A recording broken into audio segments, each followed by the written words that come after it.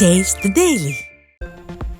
செங்கல்பட்டு கிழக்கு மாவட்ட கழகத்தின் சார்பில் திருப்போரூர் அரசு மருத்துவமனையில் ஏழை எளிய மக்களுக்கு உரிய சிகிச்சை வழங்காமல் மெத்தன போக்கோடு இருக்கும் ஸ்டாலின் மாடல் அரசை கண்டித்து ஜூலை 9ஆம் தேதி கண்டன ஆர்ப்பாட்டம்.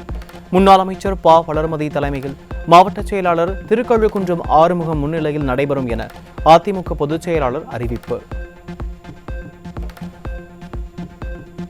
தொழிலாளர் தினத்தையொட்டி அண்ணா தொழிற்சங்க பேரவையில் உள்ள 171 நலிந்த தொழிலாளர்களுக்கு அதிமுக பொதுச் செயலாளர் எடப்பாடி கே. பழனிசாமி குடும்ப நல நிதியை வழங்கினார்.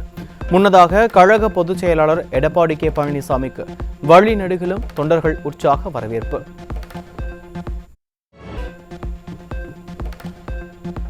ஓரணியில் தமிழ்நாடு என திமுக சொல்வதற்கு அக்கட்சியில் அதிக அளவில் உறுப்பினர்கள் சேரவில்லை. திமுகவிற்கு எதிராக வீடு வீடாக சென்று பிரச்சாரம் செய்யப்படும் என அதிமுக முன்னாள் அமைச்சர் தங்கமணி பேட்டி. புரட்சி தமிழர் வருங்கால முதலமைச்சர் அண்ணன் எடப்பாடியாருடைய பிறந்த நாளை முன்னிட்டு ஒவ்வொரு வாரமும் ஒவ்வொரு நிகழ்ச்சி ஏற்பாடு செய்து கொண்டிருக்கின்றோம். அந்த வகையிலே இன்றைய தினம் மகளிரின் சார்பாக குத்துவிளக்கு பூஜை மிக சிறப்பாக நடைபெற்றிருக்கின்றது. ஆனால் அவர்கள் நீண்டோடி வாழ வேண்டும், அதே போல தமிழகத்தினுடைய முதலமைச்சராக 26ஆம் ஆண்டு வர வேண்டும் என்பதற்காக இந்த சிறப்பு விளக்கு பூஜை நடைபெற்றிருக்கின்றது. கழக பொதுச் செயலாளர் எடப்பாடி கே. பழனிசாமி தேர்தல் சுற்றுப்பயணம் குறித்து விக்கிரவாண்டி சட்டமன்ற தொகுதிக்குட்பட்ட நிர்வாகிகளுடன் ஆலோசனை கூட்டம். விழுப்புரம் மாவட்டம் விக்கிரவாண்டி சுங்கச்சாவடி அருகே நடைபெற்ற கூட்டத்தில் AIADMK MP C. V. Shanmugam பங்கேற்பு. திமுக ஆட்சியில் கொலை, கொள்ளை, பாலியல் வன்முறை அதிகரித்துள்ள நிலையில் அஜித்குமாரை கொலை செய்துவிட்டு சாரி சொன்னால் உயிர் திரும்பி வந்துவிடுமா என ஸ்டாலினுக்கு கேள்வி. விழுப்புரம் மாவட்டம் மேல்மலையனூரில் நடைபெற்ற அதிமுக ஆலோசனை கூட்டத்தில் முன்னாள் அமைச்சர் சி. வி. சண்முகம் ஆவேச பேச்சு.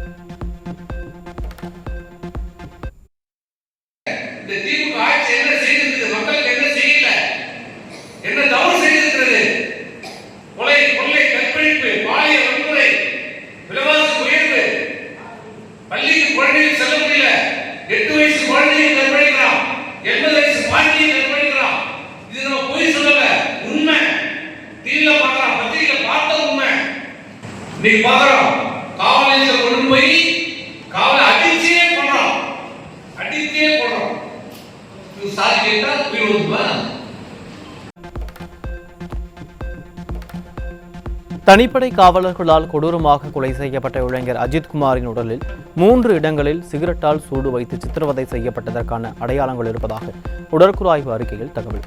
உடலில் 50 இடங்களில் காயங்களும் மூளையில் 2 இடங்களில் இரத்த கசிவு இருந்ததாகவும் அதிர்ச்சி தகவல். காவலர்களால் படுகொலை செய்யப்பட்ட அஜித்குமார் மீது நகை திருட்டு புகார் சொன்ன நிகிதா பல்வேறு திருமண மோசடியில் ஈடுபட்டிருப்பதாக அவரது முன்னாள் கணவர் திருமாறன் பேட்டி. தன்னை திருமணம் செய்த அன்றே விட்டு சென்றதாகவும் விவாகரத்து கொடுக்க 10 லட்சம் பணம் பெற்றதாகவும் அடுக்கடுக்கான குற்றச்சாட்டுகளை முன்வைத்த திருமாறன் அஜித் மீது நிகிதா கொடுத்த புகார் பொய் புகாராகத்தான் இருக்கும் என திட்டவட்டம். சட்டத்தின் அடிப்படையில் செயல்படாமல் நாங்கள் வைத்ததுதான் சட்டம் என்ற அடிப்படையில் காவல்துறை செயல்படுவதாக விமர்சித்துள்ள சென்னை உயர்நீதிமன்றம் தமிழகத்தில் நடப்பது சட்டத்தின் ஆட்சியா அல்லது போலீஸ் ராஜ்யமா என கேள்வி. பாலியல் குற்ற வழக்கு குறித்த விசாரணையின் போது நீதிபதி காட்டமான கருத்துக்களை தெரிவித்த நிலையில் காவல்துறையை ஸ்டாலினுக்கு நிர்வகிக்க தெரியவில்லை என மக்கள் விமர்சிக்கின்றனர். மதுரை மாவட்டம் மேலூர் அருகே இளம்பெண்ணை கூட்டு பாலியல் வன்கொடுமை செய்த 3 சிக்கினர். அப்பா ஸ்டாலின் ஆட்சியில் பெண்களுக்கு எதிரான பாலியல் வன்கொடுமைகளை தடுத்து நிறுத்த முடியாத அளவுக்கு காவல்துறை முழுமையாக தோல்வியடைந்து விட்டதாக மக்கள் குற்றச்சாட்டு. திருவாரூரில் 16 வயது சிறுமிக்கு பாலியல் ரீதியாக மிரட்டல் விடுத்த 3 இளைஞர்கள் போக்சோவில் சிக்கினர். திறனற்ற ஸ்டாலின் ஆட்சியில் சிறுமிகள் வீட்டை விட்டு வெளியே வர முடியாத அளவுக்கு காமுகன்களின் நடமாட்டம் அதிகரித்து விட்டதாக பெற்றோர்கள் புகார்.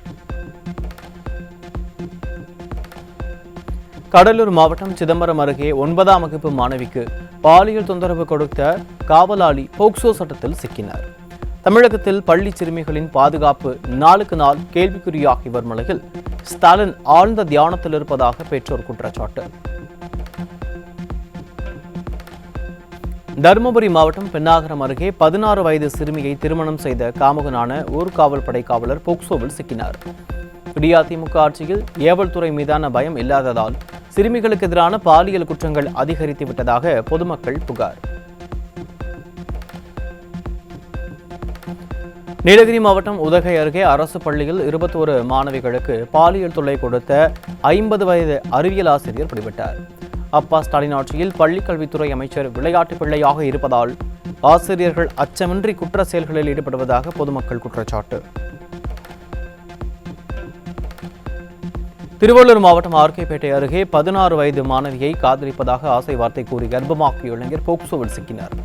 அப்பா ஸ்டாலின் ஆட்சியில் பள்ளிகளில் நன்னெறி கதை வகுப்புகள் புறக்கணிக்கப்பட்டதால் மாணவிகள் தவறான பாதையில் செல்வதாக பெற்றோர் வேதனை. தென்காசியில் பெண்ணிற்கு ஆபாச சைகை காட்டியதுடன் தட்டி கேட்ட பெண்ணுக்கு கொலை மிரட்டல் விடுத்த காவலர். ஸ்டாலின் ஆட்சியில் மக்களை காக்க வேண்டிய காவல்துறையே குற்ற சம்பவங்களில் ஈடுபடுவதால் பெண்கள் வெளியில் செல்லவே அச்சப்படும் அவலம்.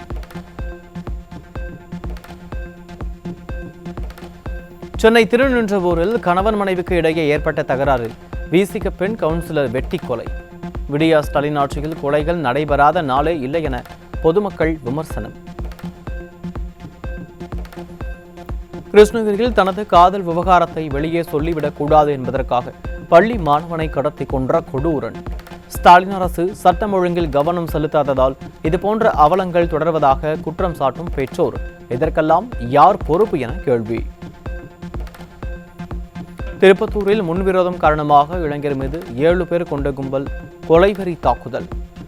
அதிமுக ஆட்சியில் ஏவல் துறை ஆழ்ந்த கும்பகர்ண தூக்கத்தில் இருப்பதால் சமூக விரோதிகள் குற்ற செயல்களில் தைரியமாக ஈடுபடுவதாக மக்கள் புகார்.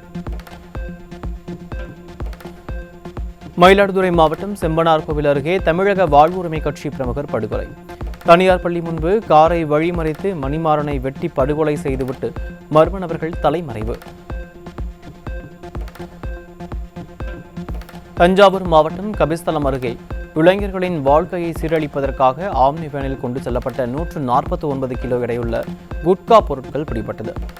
ஸ்டாலின் ஆட்சியில் மளிகை பொருட்கள் போல போதைப் பொருட்கள் வெளிப்படையாக விற்பனை செய்யப்படுவதாக மக்கள் குற்றச்சாட்டு. கள்ளக்குறிச்சி மாவட்டம் தியாகதுருகத்தில் இளைஞர்கள் வாழ்க்கையை சீரழிப்பதற்காக பதுக்கி வைக்கப்பட்டிருந்த 31 கிலோ குட்கா பொருட்கள் பிடிபட்டது.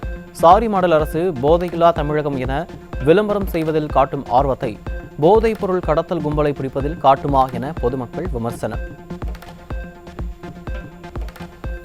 சென்னை தண்டையார்பேட்டையில் இன்ஸ்டாகிராம் மூலம் இளம் பெண்ணுக்கு ஆபாச குறுஞ்செய்தி அனுப்பிய நபர் பிடிபட்டார்.